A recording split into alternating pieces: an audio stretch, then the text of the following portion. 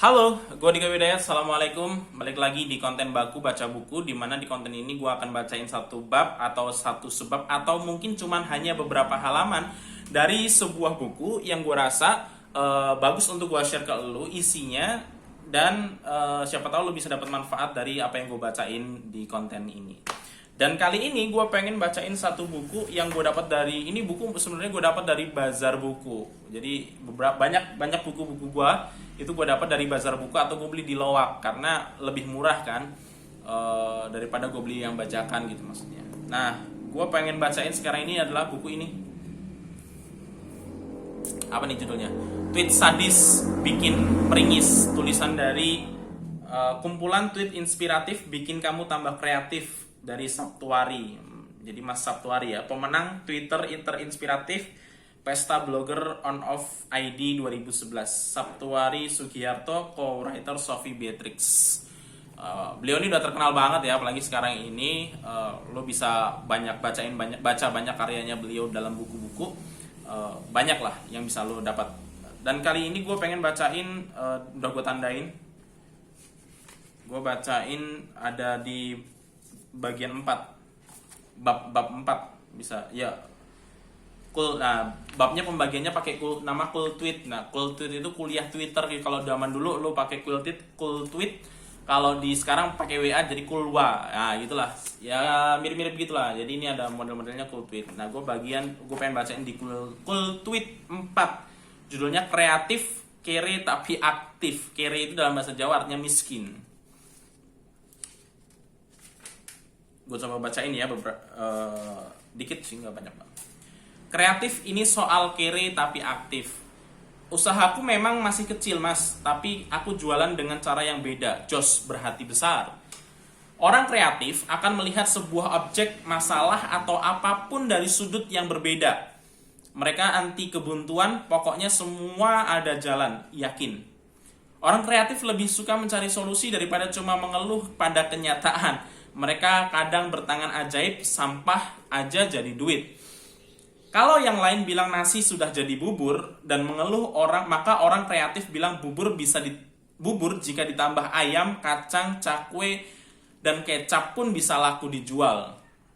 Orang kreatif yakin ada solusi untuk setiap masalah. Otaknya gak gampang nyerah kayak yang diajarkan para nabi, yaitu setiap kesulitan pasti ada kemudahan. Kreatif biar masih kere tapi aktif mas. Ada yang turunan orang kaya, nggak mau usaha, semua ada, otaknya lama-lama beku, bisa mati kaku. Orang kreatif lihat air menganggur saja bisa bikin pembangkit listrik mini buat desanya, nggak usah ngeluh nunggu pemerintah. Orang kreatif lihat daun berserakan aja dikumpulkan, diolah lalu jadikan bahan unik buat bikin kertas undangan nikah jadi duit. Orang kreatif lihat logo peringatan yang sudah kuno di jalan atau di kantor-kantor dan asal tempel aja bisa jadi bisnis. Doni Tirtana dapat ratusan juta dari itu.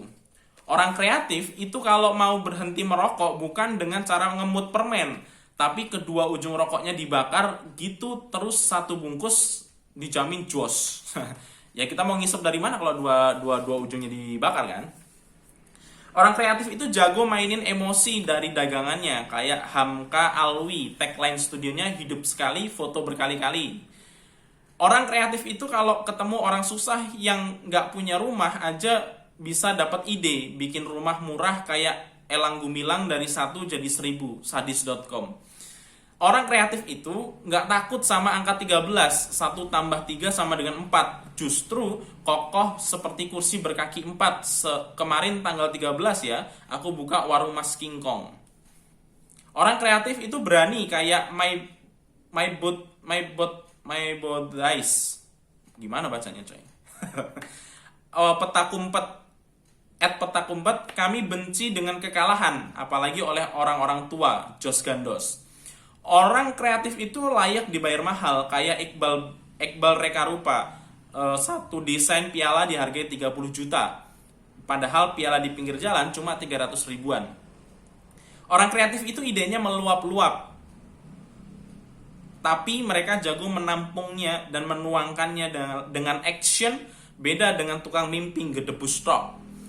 Orang kreatif itu jago membangun segmen bisnis lewat kata-kata. Kayak Mas Mono 08, cukup bilang bakar di mana-mana, orang tahu dia jualan ayam bakar. Orang kreatif itu nggak takut dengan kegagalan. Hendy Setiono gagal jadi sarjana tapi punya puluhan karyawan sarjana. Semua ada 6 yang cum laude. Hebat ya. Orang kreatif itu paham dengan perubahan.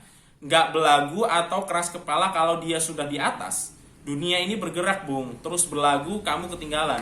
Orang kreatif itu jago berdialog dengan Tuhannya. Kayak Karman Move yang bunyi tasbihnya Allah itu rock, Allah itu keren pol, tembus ke hati. Orang kreatif dengan modal membolak-balik kata-kata bisa keliling Indonesia, diputer rupa-rupa bikin orang ketawa kayak Setiawan TT. Efeknya tiada tara.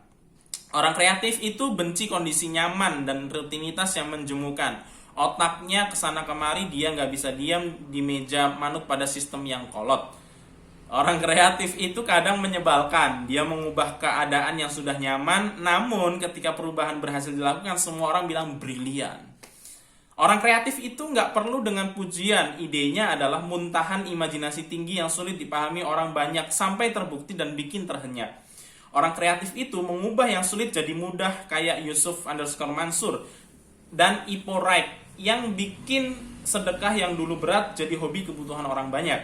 Orang kreatif itu bisa melihat peluang walaupun dari rumah kayak Ruli Kustandar gerai emas yang menghasilkan duit miliaran lewat internet marketing. Orang kreatif pantang menyerah walau lelah nggak mau kalah, idenya merekah, liar berpindah-pindah, dia nggak mau dijajah, eksis di zaman yang terus berubah. Kita banyak merasa nyaman dengan keadaan. Kita merasa udah gini aja udah cukup kok gitu, nggak usah repot-repot dan neko-neko lah gitu. Tapi orang kreatif justru bisa menghasilkan banyak hal. Kadang-kadang kita iri sama orang-orang yang kreatif menghasilkan banyak duit, tapi kita nggak mau ngikutin jejak mereka jadi orang kreatif. Kita merasa nyaman dengan ya sudahlah segini aja udah cukup gitu. Misalkan lu gaji 1.200.000 atau lu punya gaji 4 juta,